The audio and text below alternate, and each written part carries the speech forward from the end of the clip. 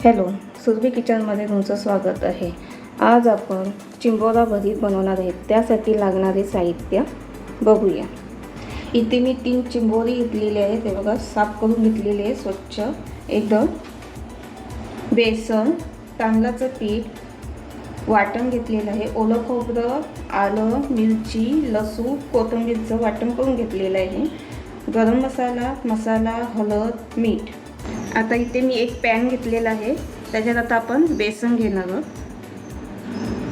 बेसन आपल्याला भाजून घ्यायचं आहे।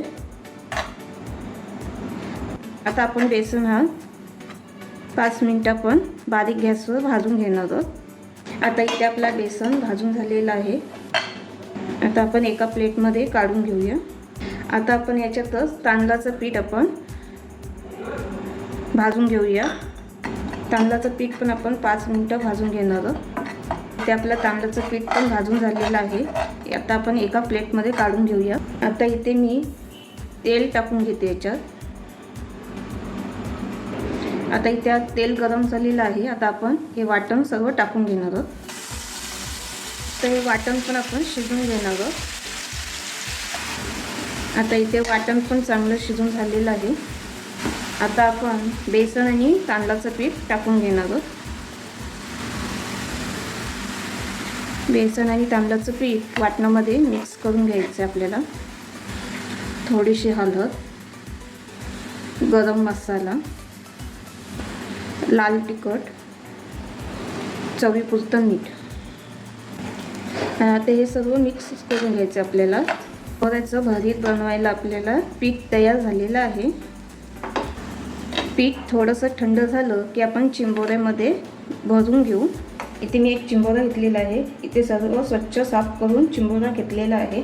आता आपण हा पीठ तयार केलेला आहे तो आपण याच्यामध्ये भरून घेऊया।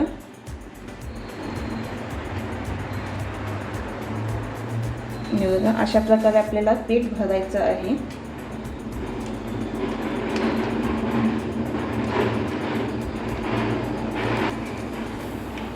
आणि असं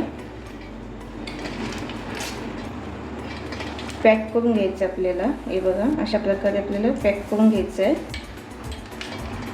आणि आता आपण इथे बांधून घेणार आहोत चिंबोऱ्याला। हे अशा प्रकारे आपल्याला बांधायचं आहे।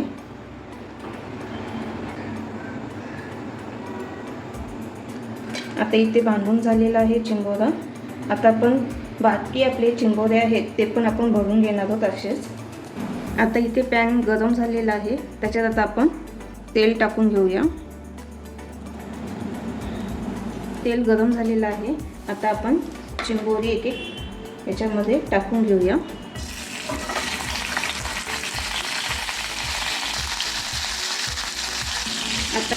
आता याच्यावर आपण झाकण ठेवणार आहोत। झाकणावर वाफेवर पाणी ठेवणार आहोत आणि बारीक गॅसवर आपल्याला शिजवून घ्यायचं आहे। आता आपण झाकण काढून घेऊया।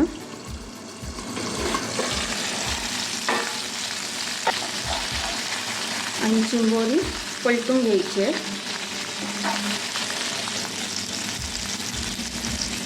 परत त्याच्यावर झाकण ठेवायचं आपल्याला। आता इथे आपण झाकण काढून बघूया। हे बघा, आता इथे आपली चिंबोरी झालेली आहे। आता इथे थोडंसं पाणी आहे ते आपण आटून घेऊया। आता इथे आपली चिंबोरी झालेली आहे। आता आपण गॅस बंद करून घेऊया। चिंबोरा भरीत झालेला आहे। आता आपण एका प्लेटमध्ये काढून घेऊया। आता इथे मी ओपन करून दाखवते चिंबोरा। हे बघा, मस्त असा चिंबोरा भरीत झालेला आहे। हे बघा, आतमधलं पण पीठ शिजलेलं आहे।